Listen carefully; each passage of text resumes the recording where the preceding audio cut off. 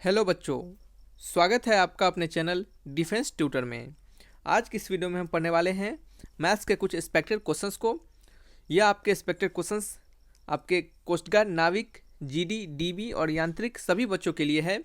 और आज का हमारा टॉपिक होगा मैथमेटिकल सिंप्लीफिकेशन। यह मैथमेटिकल सिंप्लीफिकेशंस का लेक्चर 5 है। इससे पहले हम 4 और लेक्चर दिए हैं। हमने इसके लिए अलग से एक प्लेलिस्ट बनाया है, आप जाएँ और वहाँ से जाके सभी लेक्चर्स को देख सकते हैं। बच्चे, आपको बता दें कि यह मैथमेटिक्स के क्वेश्चंस आपके स्टेज 1 के सेक्शन 1 में पूछे जाते हैं। ठीक है, आपको बताना चाहते हैं कि ये आपके मैथमेटिकल सिंप्लीफिकेशंस का लास्ट लेक्चर है। इसके बाद हम आपके नए टॉपिक, नए चैप्टर को स्टार्ट करेंगे। तो यही आपका मैथमेटिकल सिंप्लीफिकेशंस को इसी 5 वीडियो तक हम रहने देंगे। हमने पाँचों में आपको जितने अलग अलग क्वेश्चंस को समझाए हैं, सभी क्या हैं, अलग अलग क्वेश्चंस हैं, सभी के क्या हैं, अलग अलग कंसेप्ट हैं। आपको जितने भी क्वेश्चंस, हर एक वीडियो में हमने 5-5 क्वेश्चंस करवाए हैं, लगभग आपको 25 क्वेश्चंस करवाए हैं। और 25 में से लगभग 25 का डिफरेंट कंसेप्ट है आपका, डिफरेंट नया आपका क्वेश्चंस उसमें सभी दिया गया है। कोई रिपीटेड क्वेश्चंस आपको नहीं दिए गए हैं। 1-2 रिपीटेड क्वेश्चंस होगा सिंप्लीफिकेशंस का, नहीं तो क्या होगा, सब डिफरेंट क्वेश्चंस होंगे। तो इस तरह से देने का मतलब यही होता है बच्चे कि ज़्यादा से ज़्यादा क्वेश्चंस, वेराइटीज़ ऑफ क्वेश्चंस को आप प्रैक्टिस कर पाएँ। क्या हो, कम क्वेश्चंस में ही वेराइटीज़ ऑफ क्वेश्चंस को आप प्रैक्टिस कर पाएँ। ठीक है बच्चे, तो चलिए वीडियो को स्टार्ट करते हैं ज़्यादा देर न करते हुए। और आपसे रिक्वेस्ट करते हैं कि प्लीज़ बच्चे, जो भी हमारे नए बच्चे हैं, पुराने भी हैं, उन सभी से रिक्वेस्ट है कि वीडियो अच्छा लगे तो लाइक ज़रूर कीजिएगा, चैनल को जरूर सब्सक्राइब कीजिएगा। तो चलिए वीडियो को बढ़ते हैं। पहला क्वेश्चन है आपका, what approximate value should come in place of F x. क्या आपका सबसे अप्रोक्सीमेट वैल्यू डालेंगे किसके जगह पे, इस फंक्शंस के जगह पे, तो कि क्या हो, हमारा ये फंक्शंस का सॉल्यूशंस निकल पाएगा। निम्नलिखित प्रश्न में एक्स का ऐसा क्या सबसे शॉर्टेस्ट वैल्यू निकाले, सबसे शॉर्टेस्ट वैल्यू नहीं, सॉरी, अप्रोक्सीमेट वैल्यू बताना है आपको। एक्स का अप्रोक्सीमेट वैल्यू बताना है दिए हुए आपके क्वेश्चंस का। ठीक है, दिए हुए इक्वेशंस का। तो देखिए, आपको याद रखिए कि जब भी आपको एक्सपेक्टेड वैल्यू कहे, आपको कहे अप्रोक्सीमेट वैल्यू कहे, क्या कहे, अप्रोक्सीमेट वैल्यू, अनुमानित मान कहना चाहे, तो आप हमेशा याद रखिए कि अगर 139.25 है, ठीक है, तो इसका अप्रोक्सीमेट वैल्यू क्या होगा, इसका अनुमानित मान क्या होगा। इसको हम लिख सकते हैं बच्चे 130, क्या लिख सकते हैं बच्चे, 139.25 है, तो आप इसे क्या लिख सकते हैं बच्चे, 140, क्या लिख सकते हैं बच्चे, 140, क्या होगा, 140 होगा। नेक्स्ट है आपको 223.94 है, तो आप इसको अप्रोक्सीमेट क्या लिख सकते हैं। अगर आपको एक्स का ही अप्रोक्सीमेट वैल्यू निकालना है, तो दिए हुए जितने आपके इसके अंदर वैल्यू होंगे उन सभी को हमको अप्रोक्सीमेट करना पड़ेगा, उन सभी का अप्रोक्स वैल्यू ही लेना पड़ेगा, तभी तो हम कैलकुलेट कर पाएंगे। तो 223 है, 0.94 है, तो इसको आप 224 लिख सकते हैं। ठीक है बच्चे। नेक्स्ट है आपका 4.002 है, तो इसको आप क्या लिख सकते हैं, इसको आप 4 लिख सकते हैं। ठीक है, क्या लिख सकते हैं, 4 लिख सकते हैं। तो इन सभी अप्रोक्सीमेट वैल्यू को हम अपने यहाँ पे फंक्शंस में पुट कर देंगे, तो ये आपका हो जाएगा 140, क्या हो जाएगा बच्चे, 140 प्लस क्या हो जाएगा, 224 अपॉन क्या हो जाएगा, 4 हो जाएगा। देखिए, जनरली आप हमेशा याद रखें कि पॉइंट अगर मान लीजिए 2.52 है, तो ठीक है, तो इसको आप क्या लिख सकते हैं, इसको आप सिंपली 2 लिख सकते हैं। याद रखिए, अगर आपको 5 से वैल्यू ज़्यादा हो, यानी 2.72 हो या फिर 2.76 हो, कुछ भी हो, 7 है, 5 से ज़्यादा है, तो आप इसको 3 लिख सकते हैं। ठीक है, आपको क्या करना है, अप्रोक्सीमेट वैल्यू का ये एक तरीका होता है, क्या होता है, ये एक तरीका होता है, सिग्निफिकेंट फिगर के नाम से इसे हम जानते हैं। तो ये आप इसको इस तरह से लिख सकते हैं, लेकिन आप अपने क्वेश्चंस के अनुसार देखिएगा कि क्या अप्रोक्सीमेट वैल्यू डालें कि हमारा फंक्शंस कट के शॉर्ट हो जाए। ठीक है, चलिए इसको अगर हम काटें तो 224/4, 224/4 ये क्या होगा, 140 प्लस क्या हो जाएगा आपका, ये 56 टाइम्स कट जाएगा। ठीक है, तो 140 प्लस 56 कितना हो जाएगा, 195, यानी ऑप्शन नंबर डी। देख रहे हैं, सिंपल सा क्वेश्चन है ये। चलिए नेक्स्ट क्वेश्चन की ओर बढ़ते हैं। What is the value of x of the given equation, यानी दिए हुए इक्वेशन में एक्स का वैल्यू क्या होगा। तो 35% ऑफ 1500, तो 35% ऑफ 1500 यानी 35 गुने 1500/100, 35% ऑफ 1500।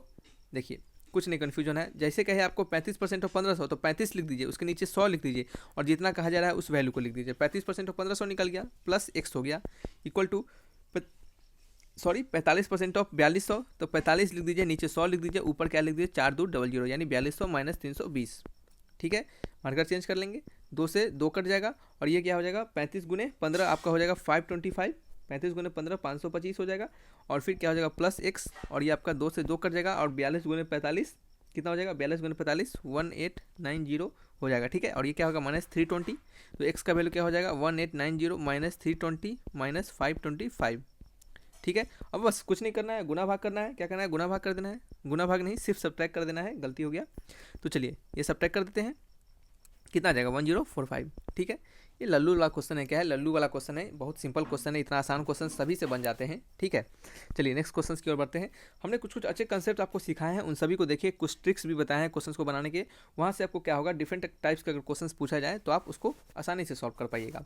ये क्वेश्चन है आपका x/4 माइनस क्या है x-3/5 इक्वल टू 1। आपको क्या निकालना है? x का वैल्यू निकालना है। कुछ नहीं करेंगे, हम एलसीएम ले लेंगे। ठीक है, तो इसका एलसीएम अगर 5 4 20 होगा, तो इसका एलसीएम अगर देखिए, आपको जब भी एलसीएम लेना हो ना, तो आप क्या कीजिए, 4 और 5 को ऐसे करके एलसीएम नहीं लेने लगिए। ठीक है, सॉरी, जो भी एलसीएम दिया लेना हो आपको, नीचे जो भी आपके फ्रैक्शन में दिए गए वैल्यू हो, तो आप सिंपली क्या कीजिए, दोनों को लिख लीजिए। ठीक है, दोनों को लिख लीजिए। ये 4 है और ये 4 है, यहाँ पे क्या हो जाएगा, 5x हो जाएगा माइनस 5 और 5 हट जाएगा, यहाँ क्या हो जाएगा 4, x-3 इक्वल टू 1। तो 5x माइनस 4x और ये क्या हो गया प्लस 12 इक्वल टू 20। समझ में आ रहा है? तो ये कितना हो जाएगा, x प्लस 12 इक्वल टू 20। ठीक है, तो x equal to 20 minus 12, marker काम नहीं कर रहा है, सॉरी बच्चे। तो x इक्वल टू क्या हो जाएगा 8, यानी ऑप्शन नंबर सी। समझ रहे हैं? इतना सिंपल सा क्वेश्चन है। चलिए नेक्स्ट क्वेश्चन की ओर। In the quadratic equation ax² minus 11x plus 40 equal to 0, if the sum of roots is 1.1, what is the product of two roots? यानी उनके दोनों प्रोडक्ट का रूट्स क्या होगा। किसी क्वाड्रेटिक इक्वेशन में द्विघात समीकरण इतना में यदि जड़े का योग 1 + 1 है, तो जड़ों का गुणनफल क्या होगा। मान लेते हैं कि उनके जड़े जो हैं, यानी उनके जो रूट हैं, वो है अल्फ़ा और बीटा। मान लेते हैं, मानने में क्या जाता है, हम लोग तो हमेशा मान के ही चलते रहते हैं। तो चलिए क्या है बच्चे, जड़ों के रूट्स को हमने अल्फ़ा बीटा माना, यानी रूट्स को हमने अल्फ़ा बीटा माना क्वाड्रेटिक इक्वेशन के रूट्स को। तो सम ऑफ रूट्स का वैल्यू 1.1 है। और सम ऑफ रूट्स किसके बराबर होता है? सम ऑफ रूट्स आपका बराबर होता है -b/a के। -b/a यानी माइनस कितना है, पहले से 11 है, तो 11/a यानी 11/a। ठीक है, क्या है 11/a है। तो यहाँ से हम क्या करेंगे, अल्फ़ा प्लस बीटा, यहाँ से हम क्या करेंगे 11/a इक्वल टू 1.1 कर देंगे। ठीक है, ये एक पॉइंट नीचे आ गया, ये 11 से 11 कट गया, तो यहाँ से हमें पता चल गया a इक्वल टू वैल्यू 10 है। a का वैल्यू क्या है 10 है। प्रोडक्ट ऑफ रूट्स निकालना है, अल्फा इंटू बीटा का वैल्यू निकालना है। सिंपल क्वेश्चन है। अल्फा इंटू बीटा का वैल्यू क्या होता है c/a। Sum of roots product of roots आपको बता दें कि चलिए बहुत सारे बच्चों को नहीं पता होगा, तो अल्फा प्लस बीटा यानी सम ऑफ रूट्स का वैल्यू होता है -b/a और अल्फा इंटू बीटा का वैल्यू होता है c/a। अगर कोई क्वाड्रेटिक इक्वेशन आपका ax² plus bx plus c equal to 0 दिया गया हो तब। ठीक है, तब याद रखिए, अगर कोई quadratic equation x² plus bx plus c दिया गया हो, तो उसके सम ऑफ रूट्स यानी अल्फा प्लस बीटा का वैल्यू -b/a और सम अल्फा इंटू बीटा का वैल्यू c/a। तो अल्फा इंटू बीटा का वैल्यू c/a, c का वैल्यू कितना दे रहा है 40, तो ये हो गया आपका 40/a का वैल्यू कितना दे रहा है 10, तो 10 से 10 कटेगा, अल्फा इंटू बीटा का वैल्यू क्या हो गया 4 हो गया। आपको निकालना था जड़ों के गुणनफल यानी प्रोडक्ट ऑफ रूट्स, ये कितना हो गया 4। कौन सा ऑप्शन है? Option number A. Next question है आपका, the value of a varies in inverse proportion to the square of b। याद रखिए बात, एक यहाँ पे इस क्वेश्चन को देने का एक ही मतलब था हमारा, एक कंसेप्ट आपको सिखाना है कि जब भी आपको डायरेक्ट प्रोपोर्शन या फिर डायरेक्टली प्रोपोर्शनल कहा जाए, कोई फंक्शंस कहा जाए कि ए क्या है, ए और बी क्या है, आपके इनके बीच का डायरेक्टली प्रोपोर्शनल का रिलेशन है, तो ए डायरेक्टली प्रोपोर्शनल टू बी, इस टाइप के इक्वेशंस को हम लिखते हैं। वहीं पे आपको कह दिया जाए कि ए एंड बी के बीच क्या है बच्चे, इनवर्स INVERSLY इन्वर्सली प्रोपोर्शनल का रिलेशन है, तो ए इन्वर्सली प्रोपोर्शनल टू बी क्या करते हैं 1/b कर देते हैं। क्या कर देते हैं हम 1/b कर देते हैं। तो याद रखिए इसी कंसेप्ट को यहाँ पे यूज करना है और क्वेश्चंस को बनाने हैं। तो क्वेश्चंस में कहा जा रहा है कि ए और बी क्या है, क्वेश्चंस पढ़िए एक बार, खुद से पढ़िए क्वेश्चंस। ए और बी क्या है, इन्वर्सली प्रोपोर्शनल है, और कैसा कैसा रिलेशन है कि ए के बीच क्या है, inversely proportional square of B के, यानी ए क्या है बच्चे आपका इन्वर्सली प्रोपोर्शनल है स्क्वायर ऑफ बी के। ठीक है, इस टाइप का है। स्क्वायर को थोड़ा सुंदर से लिख देते हैं। तो इन्वर्सली प्रोपोर्शनल टू क्या है, स्क्वायर ऑफ बी के। और अगर दिया गया है क्वेश्चंस में आपका, तो देखिए आपको इन्वर्सली प्रोपोर्शनल को अगर हटाते हैं, इस प्रोपोर्शन को अगर हटाते हैं, तो यहाँ पे हम कुछ कांस्टेंट डालते हैं, तो a equal to k into 1/b²। ठीक है, डाटा के अनुसार, क्वेश्चंस के अनुसार, if the value of a is equal to 40, अगर a का वैल्यू 40 के बराबर होता है, तो b का वैल्यू कितने बराबर होता है 12 के बराबर होता है। तो आपको बताना है कि what is the value of a when b equal to 24। तो अगर मान लीजिए b का वैल्यू अगर 24 हो जाता है, तो a का वैल्यू क्या होगा बताइए।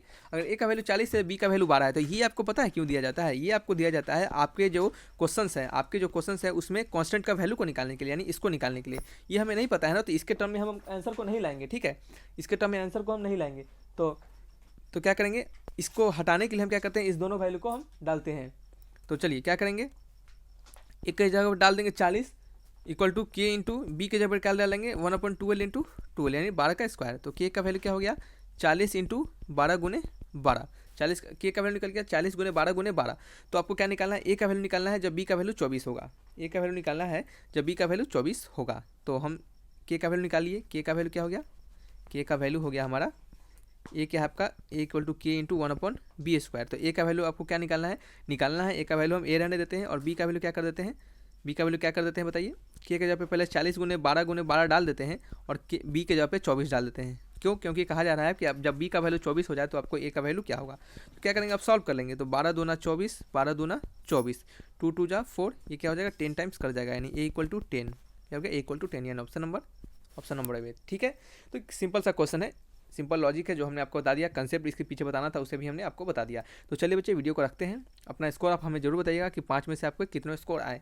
जो भी स्कोर आते हैं कमेंट बॉक्स में लिख के हमें बताएं, ताकि हम जानें कि आपको हमारे बताए गए सभी चीज़ आपको समझ में आ रहे हैं, अच्छे से आप स्कोर कर पा रहे हैं। तो चलिए बच्चे वीडियो को यहीं तक रखते हैं। अगर अच्छा लगा होगा तो वीडियो को लाइक जरूर कीजिएगा, चैनल को जरूर सब्सक्राइब कीजिएगा। प्लीज़ दोस्तों हमें सपोर्ट करें ताकि हम आपके लिए और बेहतर से बेहतर काम कर सकें। दोस्तों में शेयर करें। Thanks for watching my video. तब तक के लिए बाय बाय।